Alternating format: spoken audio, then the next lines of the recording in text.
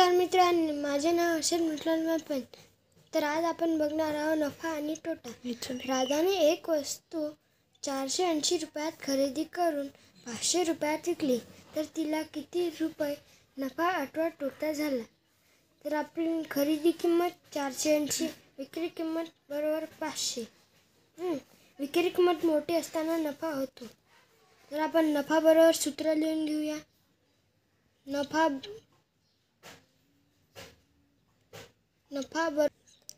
बरोबर सूत्र आहे नफा बरोबर विक्री वजा खरेदी. तर विक्रीच्या खाली आपण लिहून घेऊया 480.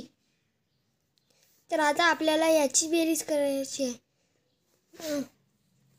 नाही मित्रांनो, आपल्याला इथे वजाबाकी करायची आहे. तर आपण इथे लिहून घेऊया वजाबाकी.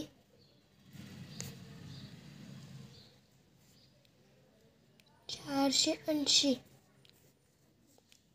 शून्यातून शून्य गेला, शून्य.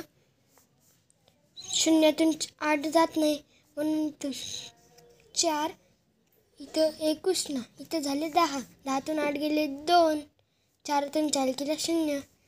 तर मित्रांनो, आपल्याला इथं नफा झालेला आहे 20 रुपये नफा.